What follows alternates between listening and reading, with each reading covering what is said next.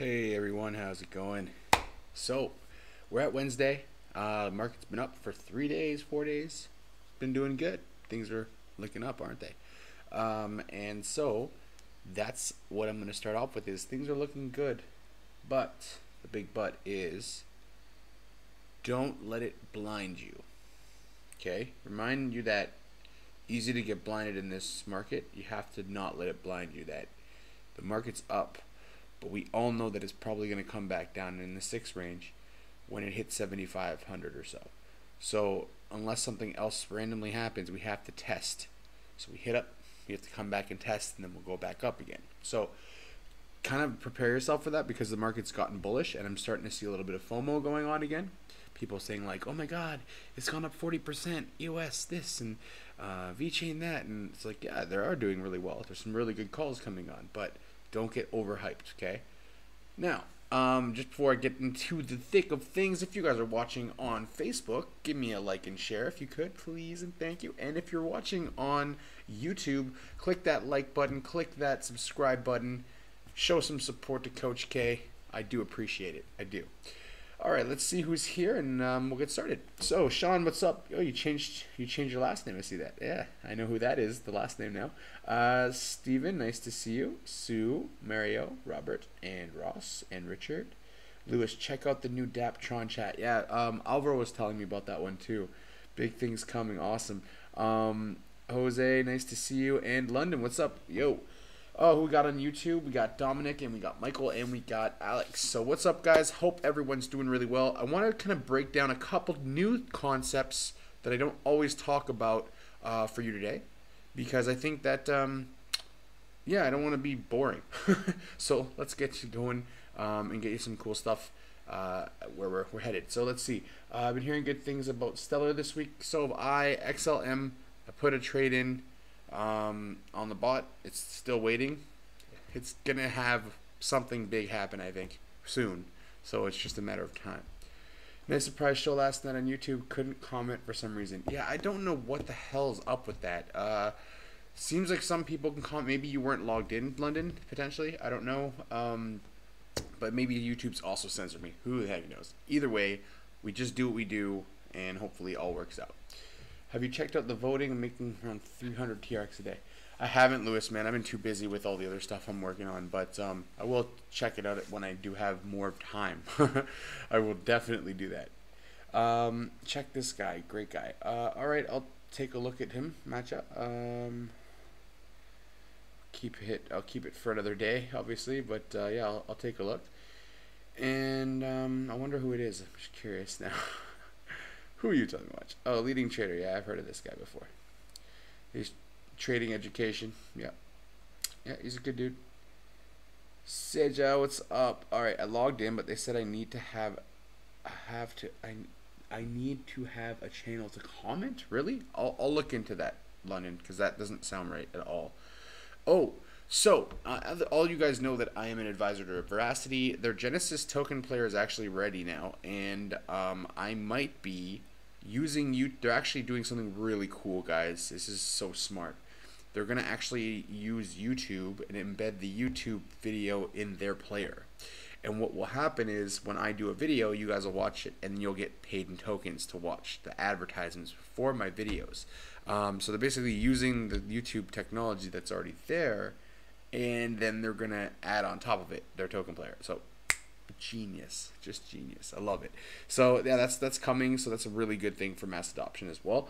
Only way to mass adoption is to be able to earn crypto. Absolutely, I agree.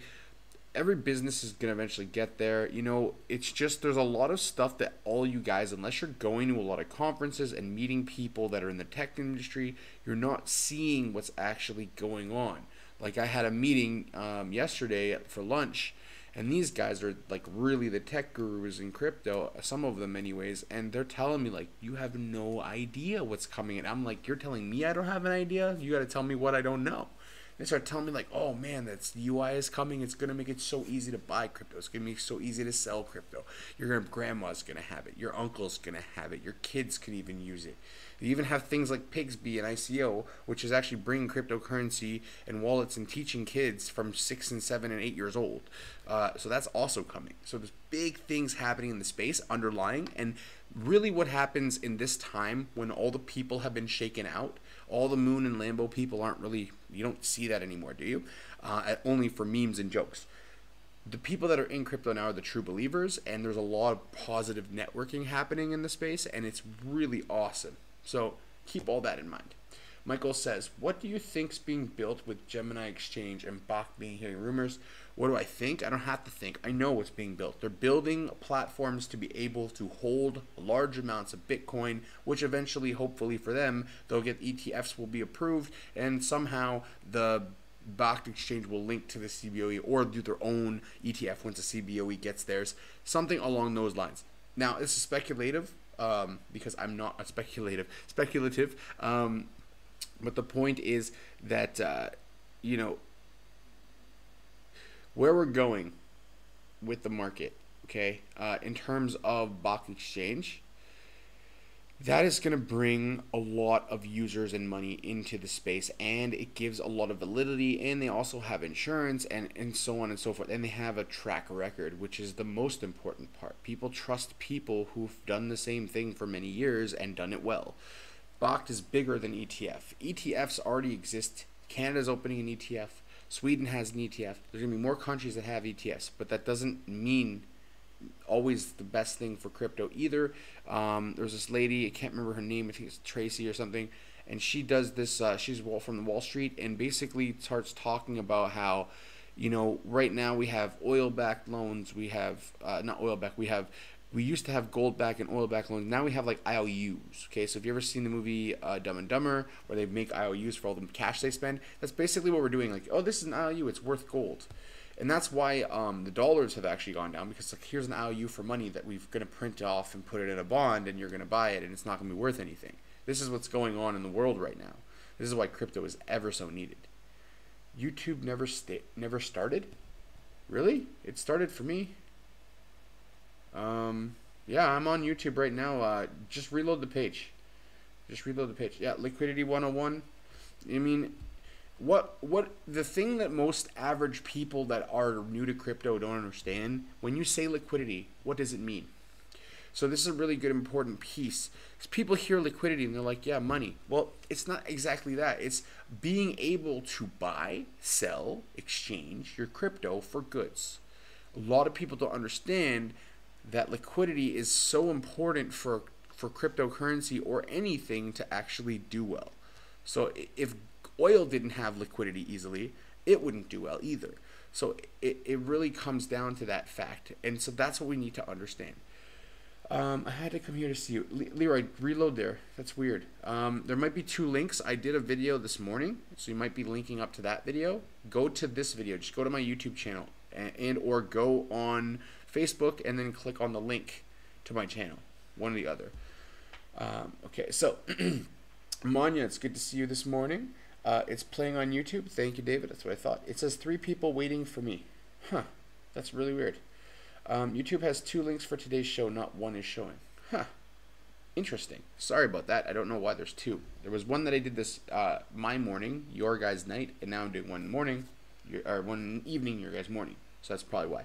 What do you think about ETH changing algorithm to fight ASICs? Great. Good thing. First of all, changing their algorithm to Casper is going to be good for the world because they're not going to have proof of work, right? The proof of work is like what causes those machines to have to work, and ASIC machines. It's they screwed up. Let's be honest. ADA is doing what Ethereum has to try to do now. ADA is doing proof of stake, right? And that's a smarter method. Proof of work will be good probably just for Bitcoin long term. I believe that deeply. Right, Joe, how's it going? Nice to see you, Mr. Greenflow. Or Mrs. Greenflow, I don't know. It's hard to tell when there's no pictures. That's the only thing I don't like about YouTube is there's no photos. Sometimes I don't know who it is because you guys use like cool names. But who wouldn't, right? So, let me talk about what's behind me and talk about how it links to something else I'm going to talk about. So, jumping right in. How many consumers around the world use cryptocurrency? If you watched this morning, my morning, your evening, sorry, I'm just going to review this to go to something else. So, as we can see, the United States, around 8% of their whole population own cryptocurrency. At this time, Turkey 18%, Romania 12%. So you see, it's really still very, very non-adopted. Like, really not even 10%. Mass adoption will happen after 10% of the world. It's slowly getting there, but it's slow. Let's be real. They will stay on proof of work, but fork off ASICs. Yes, they will, but they're going to have Casper speaking to both, and they're going to, I'm sure ETH is going to try to get more, I don't know, they're supposed to have both, but basically the idea of using Casper was to try to, try to get rid of some of the environmental impact of ASIC mining, potentially, something along those lines. Corey, what's up, man? How you doing, brother? So we see that who's actually using around the world, right? And there's other countries that are far lower than this. What's really surprising on this list is Japan is not there, and South Korea is not there, so it might be needing updating. Now, this is what I want to come to. So, you see that 8% of the United States, okay, use cryptocurrencies. Well, did you know that 18% of the students in the United States own cryptocurrency? That's a large number. That's past mass adoption numbers. Accumulation numbers to mass adoption are 0 to 10% on average. And there's a couple stages in between, but that's pretty much 0 to 10%. Once you hit after 10%, you start actually seeing mass adoption. So we're starting to see with university students and millennials, people between the ages of 18 and 45 on average. These people are the main people in cryptocurrency right now. And they're the ones who see the future for it too. Question: the Bitcoin hash rate has increased up to 50% in the last 24 hours. More than likely because it's become more profitable, so people are actually turning their miners back on. Very likely. Adoption is in infancy around the globe. Stand far east. Yeah, absolutely. It's just getting started, guys. That's what you have to understand. That if you wait if you got hit over the head hard enough today, that you woke up in 2021 and you have 5 Bitcoin now, you'd be laughing in 2021. I'm telling you right now. It's the numbers just make too much sense. Halving happens in 2020. 2021, we're going to see a huge growth of Bitcoin. Hi, Joel. When moon? Hey, no, we don't do the moons here. We live on Earth, and, we occasionally look up to that moon, and it looks really nice at night. All right. So what's up, Tavo? Nice to see you on. And let's talk about it. So we have lots of students using, and this is massive news that just came out right before my show. Bitcoin is now going to be accepted everywhere. Square wins a patent for cryptocurrency payment network. So what basically it's going to be, as you can see right beside my head, is Square, Visa card, MasterCard, Discovery card, American Express. Well, you're going to be able to use Square to pay in crypto. This is going to be your option, and that's what's up. Sue, it doesn't matter how old you are. A number is a number. It's how you live your life. I know people that are 30 years old that act like they're pretty much, on their deathbed. They just sit at home all day and do nothing. So it's really how you live your life, not about the number. Tom, nice to see you. Hope Litecoin grows as much. It will. Litecoin's gonna grow, guys. It's gonna come back. It's very, very, very, very used on the OTC market. You just don't see it, and they don't want you to see it. They want you to think. The people that are in the OTC market still want you to think the crypto market's not doing that well. When they decide that the crypto market should do well, you'll start to see the crypto market do well. I promise that. That is so factual. You'll see it yourself soon enough. I can guarantee that. So Square being able to be used everywhere is huge, because the fact of the matter is now you'll be able to use it and you'll feel confident because of the Goldman Sachs background. Is it Goldman Sachs for Square? I think it is. No, Circle is Goldman Sachs. Who's Square? God, my brain is now slower than... who is Square? Someone remind me who Square is. My brain is just... What do I think of Encash? Encash is a cool coin. Not gonna be good for a couple more years. I don't think it has enough adoption yet. It's gonna take time. It's gonna be more time for that one. Just joined. We'll go back and watch what I missed later. No worries, Dentrix. It's all good, brother.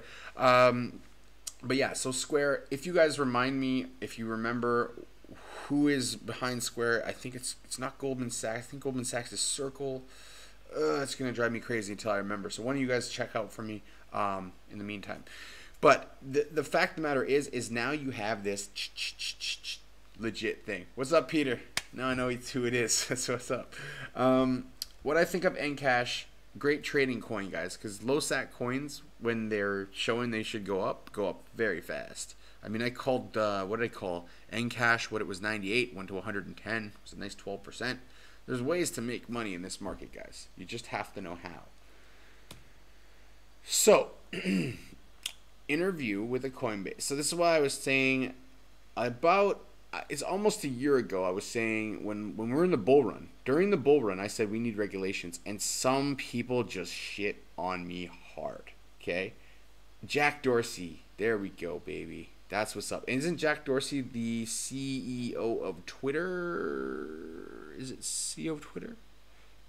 CEO Square? Or who is it, man? Oh, it's going to drive me crazy. There's too many freaking names. Anyways, so Coinbase's CEO explains why the lack of regulation has been the biggest problem. Now, I've been telling you guys this for a year, that basically without regulations, without people feeling there's someone that will make sure they don't get robbed and cheated of their money, especially with institutions, they're not going to put their money into something that is high risk, because institutions use a lot of money and they don't want to lose a lot of money. Goldman, thank you so much, Miguel. God, it was driving me absolutely nuts. Thank you, Goldman Sachs. I think I said Goldman Sachs. And who was I saying for the other one? Who is, there's Circle and then there's Square. So Circle's Goldman, who is Square? That's what's driving me crazy right now. I gotta figure it out. The Twitter creator. Okay, it was. Thank you. I'm not crazy, guys. Just tired. All right, so now the thing you have to realize about regulations is this. All they do is give people insurance. Regulations are not centralization. You have to put these two things and make sure they're very far apart. Regulations over here. Okay, this is regulation and non-regulation. And over here, we have centralized and decentralized. They're two completely different concepts. Centralized, someone is like a bank or a government that can control, right? Decentralized means nobody controls it. You control your own stuff. Everyone controls their own thing, okay? Then we have regulated. Regulated markets like the stock market make sure that there's rules so that people play by the rules and it's fair and all that stuff.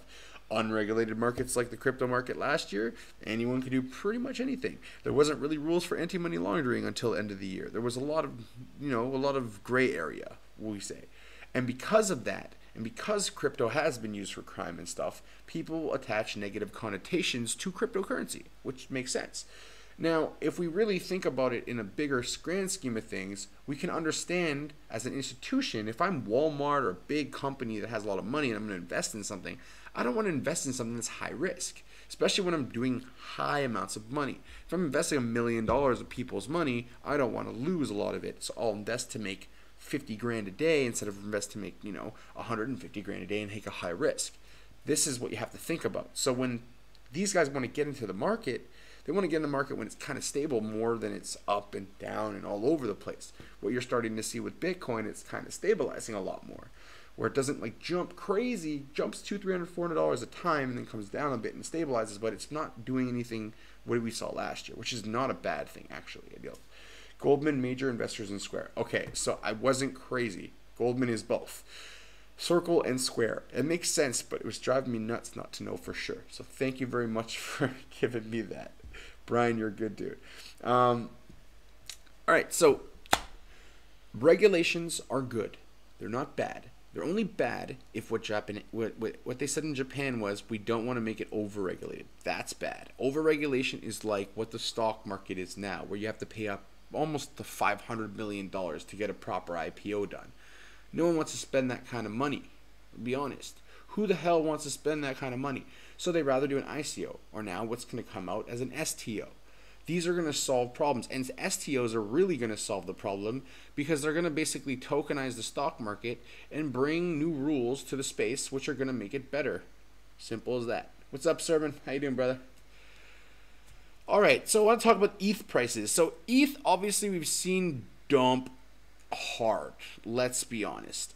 We've had 113,000 ethers dumped by 5 projects alone. Okay? Now, the reason why they're dumping makes sense. They literally were stupid enough to leave all their money, which they should have put in fiat. I would have put in fiat. If I'm an ICO, I don't want to risk if it goes up or down. I just want to take the money out. So, yeah, basically they left it in ETH. Now they need money to run the project. And basically they said they raised 30 million. Well, if you raised 30 million when ETH was $1,000, right now you've raised, what, 12? Not a good situation for you to be in. So the point is that ICOs are wreaking havoc because they're now trying to liquidate so that they can run the companies. And they're trying to do it when it's really low. And a lot of these guys gave ETH pegs for their project at like 700, 600, 800. And so now they're going to struggle. They're going to struggle so hard to be able to get out of that because the projects are going to just be screwed because of that. If they have not changed some of their cash flow over that they can run for a while, yeesh. Actually, Square has Goldman, Citi, JP Morgan, many other investors. Okay, Morgan Stanley, right. Thank you, Miguel. You're all on top of it today, man. I love it. Where's my YouTubers, man? You guys are so quiet today. I hope you all didn't leave. All right, so why is this a problem? Well, I'm going to tell you guys right now, from someone working with Blockbreak Inc., I'm a director at this company. We do ICO incubation, and I'm seeing a lot of the projects that are really good now. And I'm seeing a lot of the other projects that are not so good. So a really good project that I've seen this week is called PlayChip. If you guys ever looked into that, take a look. It's a really cool project. It's called PlayChip. Ooh, it's green, so it looks invisible. That's crazy. And they like this little QR code. These guys are a $450 million company. $450 million company. Okay, and they're moving their coin and they're moving their business onto the blockchain. It's going to be huge. Okay, there's projects coming out, guys, that are going to be huge. You just got to not be so bearish, and you'll see it. And that's where we're at. So that is what's up. Now this is really smart. I've been saying this from the first day that I knew you could do it. Why are you not putting people's personal information, biometrics, facial recognition software, and putting it on a blockchain? And then this idea comes where it's saying we should put evidence on the blockchain, fingerprints, blood pictures of crime scenes. They should even, on top of the digital evidence, store actual evidence in a blockchain. In basically on a blockchain, which cannot be immutable, so never lose evidence ever again. Also put all the logs of people going into evidence lockers onto the blockchain, so you literally make it so easy to tell who did what. Pretty cool stuff in law enforcement. There's a lot of really cool ways that they can use it. You don't see the comment, Jenny Ramirez? That is really annoying. I'm going to try and figure that out for you guys. I'll try to go on YouTube and see what's wrong, why the comments are not showing up for some of you. I will get to the bottom of it, I promise. Lily, nice to see you as well.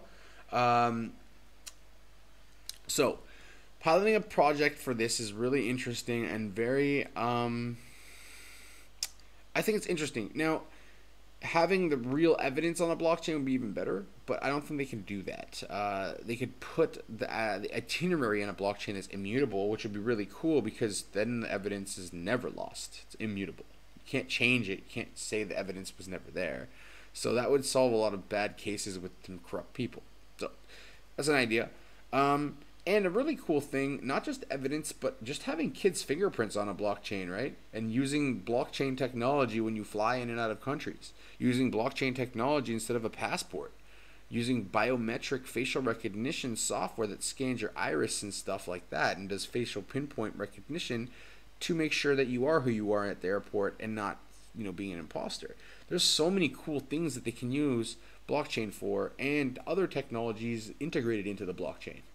Now, this is why Stellar is so amazing, because you literally can be a coder from JavaScript or anything and actually use Stellar, which is amazing. It's so good. Janet, you won't see comments coming from Facebook. Oh, that's right. So if you guys watch on YouTube or Facebook, you're not. If I message, or if I'm talking about people's comments, they might be from both. So I didn't say that. Thanks for pointing that out, Lyra. It's a good one. All right, so that's pretty much all I have to say for today. Any questions, concerns, comments, please do leave them now, or I will see you guys on Friday. Actually, I won't see you Friday. I'm actually speaking at Blockhead, so I'll probably end up seeing you guys on the weekend. I'll probably do a weekend show on Saturday or Sunday night. So just keep tuned. I'll try to post it ahead of time, maybe on Saturday for Sunday, something like that. So you guys get some chance to actually know that it's coming, and then I'll set a reminder or something like that. Anyways, I hope all you guys have a wicked sorry. I hope all you guys have a wicked Wednesday. Have a good hump day. Get your stuff done. Don't worry about the market. The market's going to start coming back soon. But don't be surprised if we have another little dip to test the higher low that we just created, which is good. Now, it's still possible we go down to 4K, but I don't see it happening because the miners won't let it. That's fact. So, yeah, that's it for today. If you guys are on YouTube, hit that subscribe or hit that like button. Do me a favor. It always helps, and I appreciate it. So, give her a shot. Soon, I will be using the Veracity Genesis player, and I will actually be doing these videos on that, and they should come with cryptocurrencies as rewards eventually. That will come as well too. So that's going to be something cool. We're going to give a shot, and yeah, we'll speak very soon. I'm going to try and get that sorted out as well, so you guys can have a chance to earn money to watch advertisements, which would be pretty cool. So that's it for today. I'll see all you guys on probably on Saturday or Sunday on the weekend. Very likely a dip this weekend if we hit 7,500. If we don't, it's possible that we go through the weekend closer to 7,500 and then dip on Monday or Tuesday. We have to wait and watch the market data to be sure, 100%. But anyways, I will see all you guys soon. Hope you guys have a great day. And here's something really cool. Yeah, that's it. So, speak soon. Have a great one. And I'll see you later. Bye, everyone.